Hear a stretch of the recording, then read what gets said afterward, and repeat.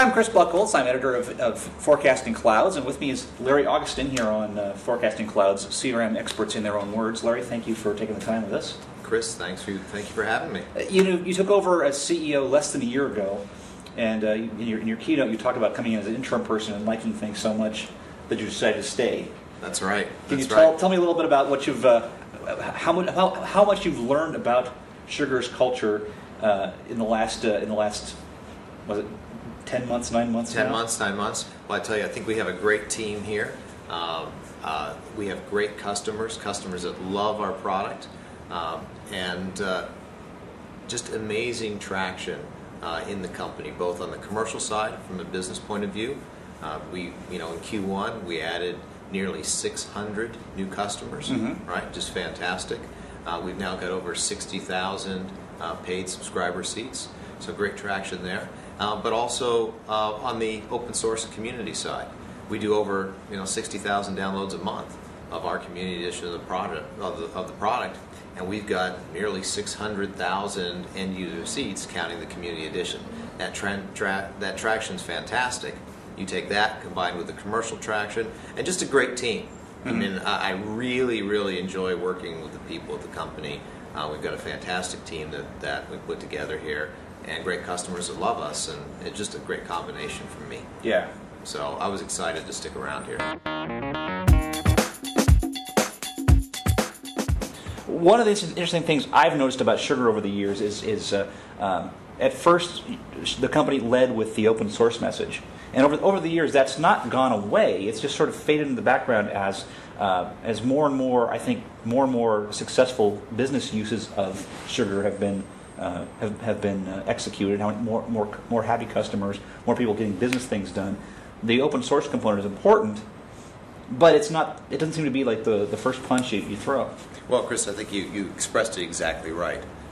The open source component is very important to our business, but it isn't necessarily the first thing that you throw out there. Yeah. And what we find is open source gets us in the deal, gets us in the conversation.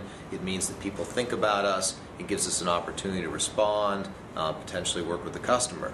But ultimately, what customers want is a good product that solves their problems, right?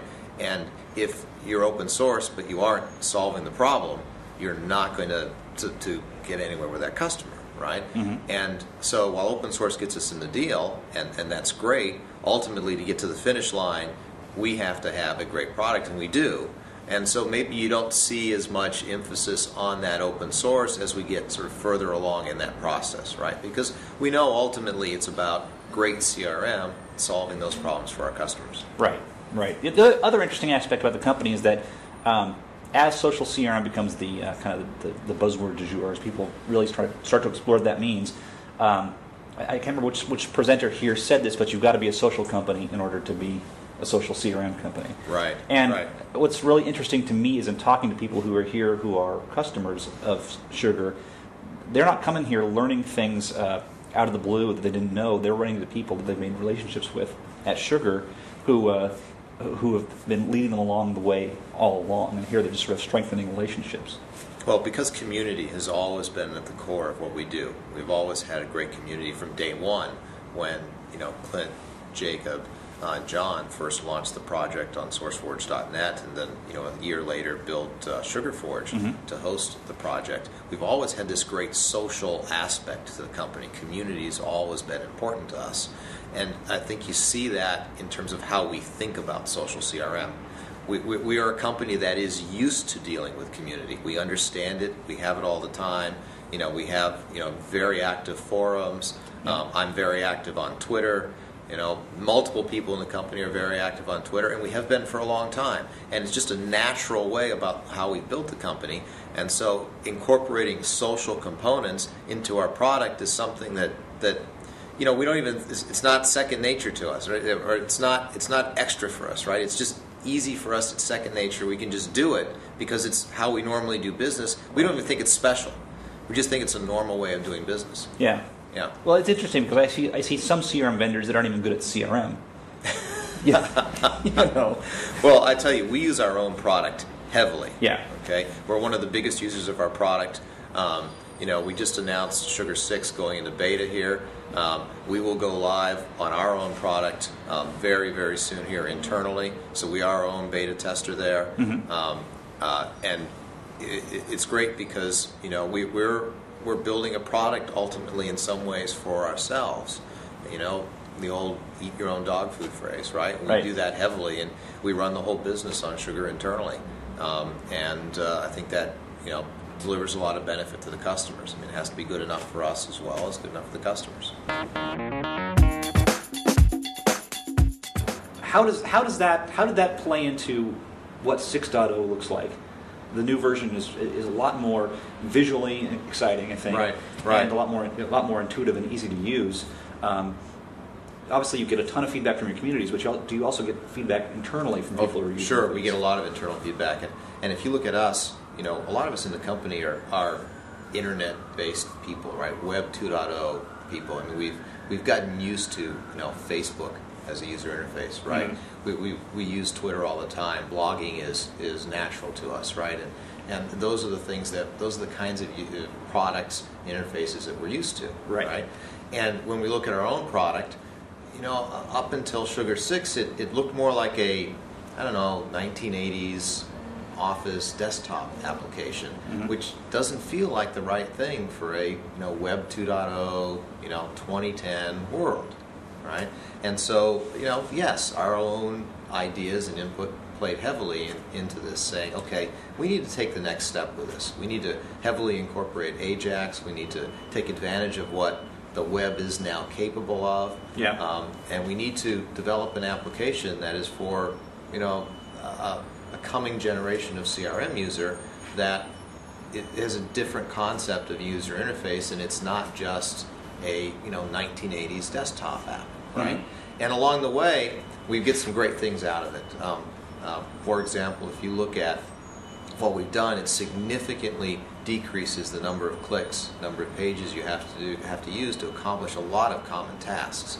And we focused on that heavily. Because the other thing we think about heavily is the salesperson. Right. In many ways, we have focused on building CRM for the salesperson as the user, and that's been a philosophy of mine going back years in terms of product development, which is often these kinds of products end up being built for management and being forced on the user. Right. When we built SourceForge, for example, we built it for the developer, but coming out of the developer usage, you could get reports to management.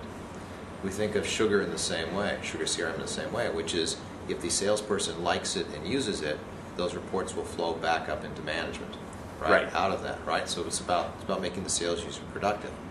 So going back to this notion of fewer page views, fewer clicks, etc., we're looking at 20 to 30% fewer clicks in the product, and it's about making the salesperson more productive, decreasing the amount of work they have to do, making them more efficient. That's going to increase their usage. Ultimately, management gets happy because they have more users, and it makes them easier to do the reporting and the other kinds of things that ultimately they need to be happy as well. Right. It sounds very much like you've been paying attention to the concept of a generational shift. I think Jeremiah Ouyang was talking about this yesterday, about how the coming, the current generation really of users, people who are kind of coming up, don't really have time for anything that's going to slow them down. Now, sales guys have been like that for a long time. Oh, yes.